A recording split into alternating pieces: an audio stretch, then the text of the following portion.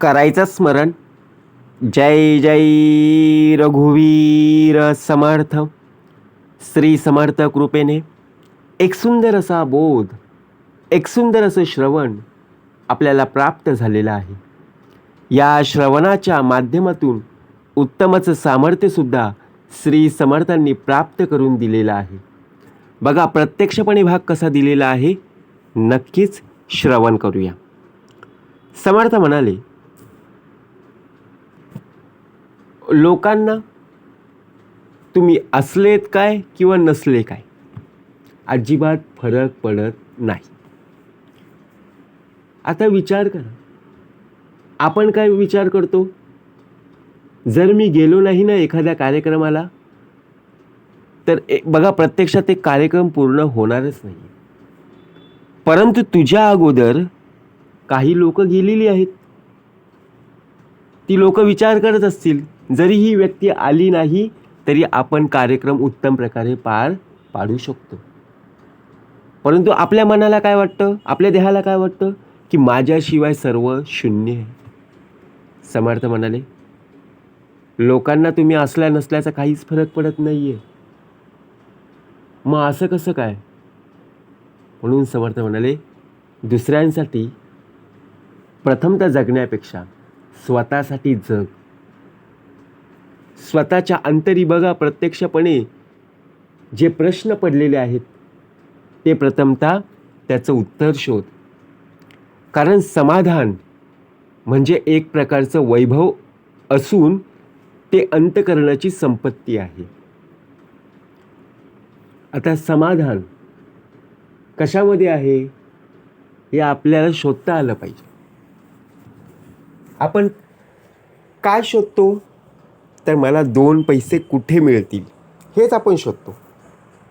परंतु खरी वैभवाची संपत्ती बघा, प्रत्यक्षात जर आपण पाहायला गेलो ना, खरी संपत्ती कशात आहे. एखादा कार्यक्रम ज्यावेळी असतो,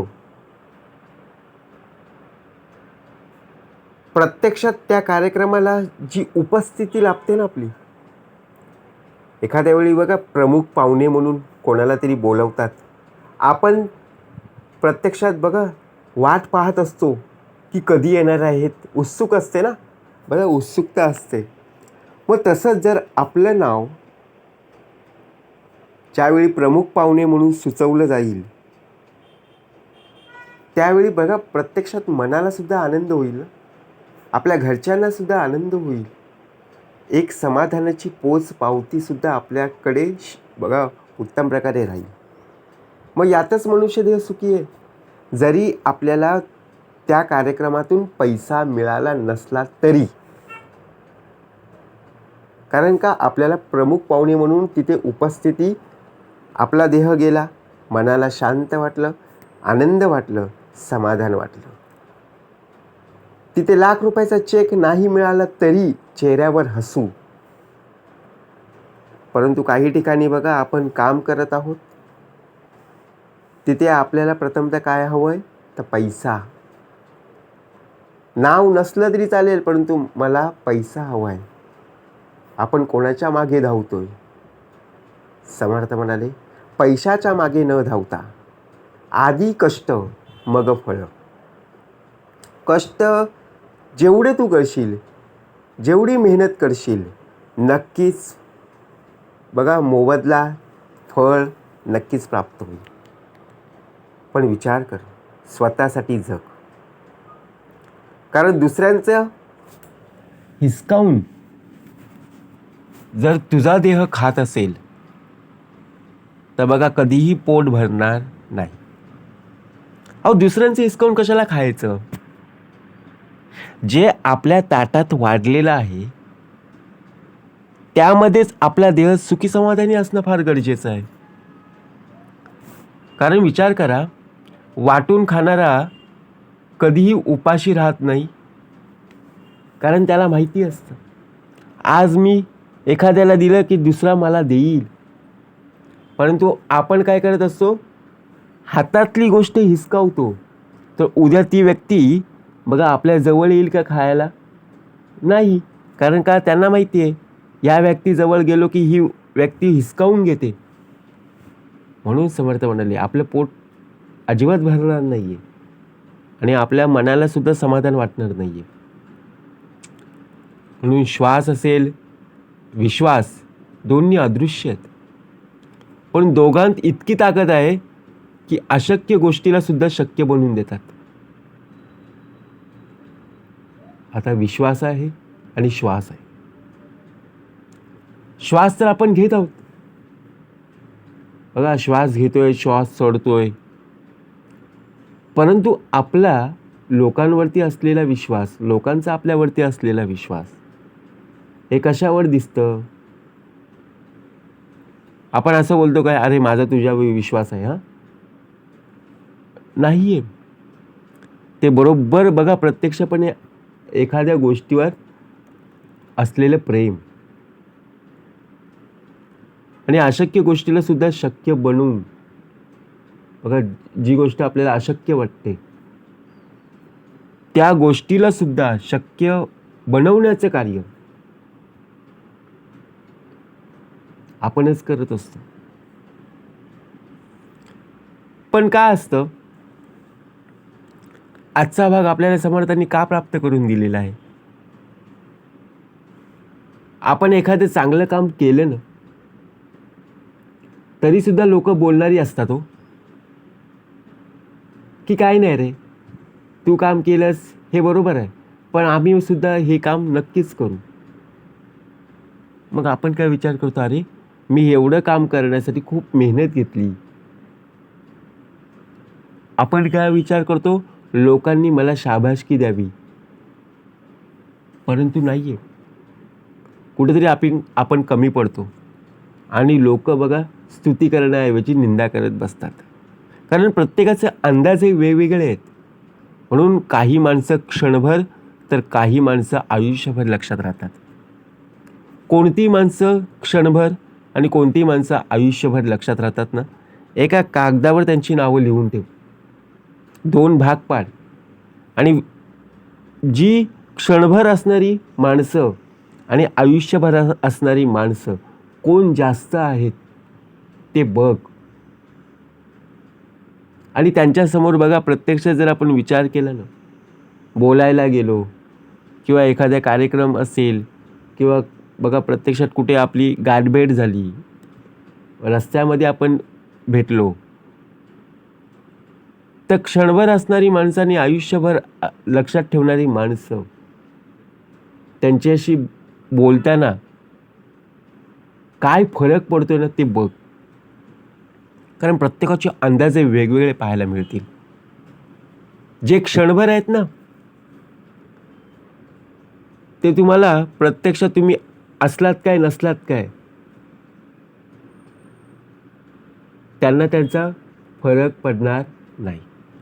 पण जे आयुष्यभर आहेत, आयुष्यभर ते तुमचे बघा प्रत्यक्षात कुठलंही कार्य असो ते तुमच्याशिवाय बघा कार्य करत नाही, तुम्हाला बोलवतात. म्हणजे विचार करा, हा असलेला विश्वास. आयुष्याचं सुख कशात आहे? आपण काय विचार करतो, ज्या मनुष्य देहाकडे सर्वात जास्त पैसा, ज्या मनुष्य देहाकडे सर्वात जास्त प्रॉपर्टी तो माणूस सुखी. पण नाहीये. सुखी असण्याचं हे कारण नाहीये. सुखी असण्याचं सर्वात मोठं कारण ते म्हणजे समाधान. चेहऱ्यावरचा भाव हा नेहमी समाधानी असायला हवा, जरी तुझ्या खिशात पैसा नसला तरी. कारण तीच खरी श्रीमंती आहे. पैसा आज नाही तर उद्या बघा प्रत्यक्षात कमवू शकतो, परंतु चेहऱ्यावरचं एखादा हास्य आहे ना, अहो बघा प्रत्यक्षात त्या हसण्यामुळे, त्या हास्यामुळे एखाद्याचं जीवन पूर्णपणे बदलू शकतं. एखाद्याच्या बघा आयुष्यामध्ये एखादा वाईट प्रसंग येत असतो, त्याला कुठलाही प्रश्न बघा सोडवायचा म्हटलं तर तो आपल्या एका स्मित हास्यावरून त्याला त्याच्या आयुष्याचं एक उत्तर मिळून जातं की बाबा मी पूर्णपणे निगेटिव्ह होतो, पण आज तुझ्या स्मित हास्यामुळे बघा प्रत्यक्षात पॉझिटिव्ह. कारण का, जर पाहायला गेलो क्षणभर आणि आयुष्यभर असलेली माणसं, आयुष्यात चांगली माणसं नकळत मिळतात. दररोज तीच माणसं मिळणार नाहीये किंवा भेटणार नाहीयेत. रस्त्याने जाताना अनेक माणसं आपल्याला भेटतात. सगळ्याच माणसांशी आपण बोलत राहतो का? नाहीयेत. जी आपल्या परिचयाची आहेत, ओळखीची आहेत, त्यांच्याशीच आपण बोलतो. परंतु त्यातल्या त्यात काही लोकांना बघा, प्रत्यक्षात आपण दिसल्यावर लोक रस्ता बदलतात आणि आपल्याला जेव्हा लोक दिसतात तेव्हा आपण रस्ता बदलतो. असं का होतं? अहो, आपलेच नातेवाईक असतात ना, आपले शेजारी असतात ना, मग आपण रस्ते का बदलतो? याचा कधी विचार केलाय? लोकांनी रस्ता बदललाय, मग आपल्या मनात डाऊट येतो, अरे मला बघून त्यांनी रस्ता बदलला. आणि आपण जेव्हा बदलतो तेव्हा लोकांच्या मनात डाऊट येतो, अरे या व्यक्तीने मला पाहिलं आणि रस्ता बदलला. तोडणं हा क्षणाचा खेळ असतो, पण जोडणं हा आयुष्याचा मेळ असतो, लक्षात ठेवा. म्हणून ज्या प्रकारे तुम्ही प्रत्येक माणसाला आपण केलेले प्रत्येक कार्य सांगत असाल तर काही लोकांना खटकेल, काही लोकांना आवडेल, पण त्या कार्यामुळे इतरांना जरी त्रास होत असला, इतरांना जरी आनंद होत असला, तरी त्यांनाच जाणीव होईल जी प्रत्यक्षपणे समजून घेतील. ज्यांना प्रत्यक्षात तुमच्या कार्यामध्ये झालेला आनंद तेच लोक समजून घेतील. कारण बघा, प्रत्यक्षात आपल्या हातून झालेल्या चुका आहेत ना, हे आपल्यालाच कळतात. म्हणून लक्षात ठेवा, त्या चुका पुन्हा पुन्हा होता कामा नये. कारण दुसरा करतो तर आपल्याला त्रास होतो आणि स्वतः आपण जेव्हा चूक करतो आपल्याला सुद्धा ही कळत नाहीये. म्हणून लक्षात ठेवा, एखादी व्यक्ती जेव्हा चुकीचं कार्य करते ना, तेव्हा सुद्धा सांगण्याचा प्रयत्न करा. परंतु आपल्या हातून जेव्हा चुकीचं कार्य घडतं तेव्हा थांबा, पुढे जाऊ नका. बघा कसा भाग दिलेला आहे. आपण एखाद्या वेळी आहे ना, एखादं कार्य करत असताना ते कार्य पार पाडण्यासाठी आपण एखाद्या बाहेरगावी जात असतो. दररोज आपण बघा एखाद्या ऑफिसमध्ये असतो, एखाद्या कंपनीमध्ये काम करत असतो, परंतु 5 दिवसासाठी, एका आठवड्यासाठी आपण बाहेरगावी जातो तेच काम करण्यासाठी. कुठेतरी बघा 4 दिवस बाहेर राहिलो ना, तर लोक तुम्हाला विसरून जातील. 5 दिवसात. पण आयुष्यभर माणूस एका गैरसमजामध्ये असतो. जर तुम्ही एखादं चांगलं कार्य करत असाल, ते कार्य वेळेवर पूर्ण केलं आणि बघा एखाद्या वेळी तुम्ही बाहेरगावी गेलात तर तुम्ही विसरून जाल. पण जर तुम्ही एखाद्या बघा प्रत्यक्षात एखादं कार्य करत असताना जर तुम्ही सर्वात मोठी चूक केली आणि तुम्ही बाहेरगावी गेलात, तर बघा तुमचा चेहरा, तुमचं कार्य समोरच्या व्यक्तीच्या मनात कायम राहील. तो कधीही विसरणार नाहीये. मग असं का होतं? हे कडू आहे पण सत्य आहे. लोकांना तुमच्या असल्या आणि नसल्याचा काहीच फरक पडणार नाहीये. लोक फक्त बघा त्यांचा फायदा असेल तेव्हाच तुमची आठवण काढतील आणि स्वतःसाठी जगतील. विचार करा. म्हणून लक्षात ठेवा, आपण सुद्धा दुसऱ्यांसाठी खूप जगत आलो, आता स्वतःसाठी मात्र जगलं पाहिजे. काय करा ते आत्ता करा, जाते घडी आपली साधा. जय जय रघुवीर समर्थ.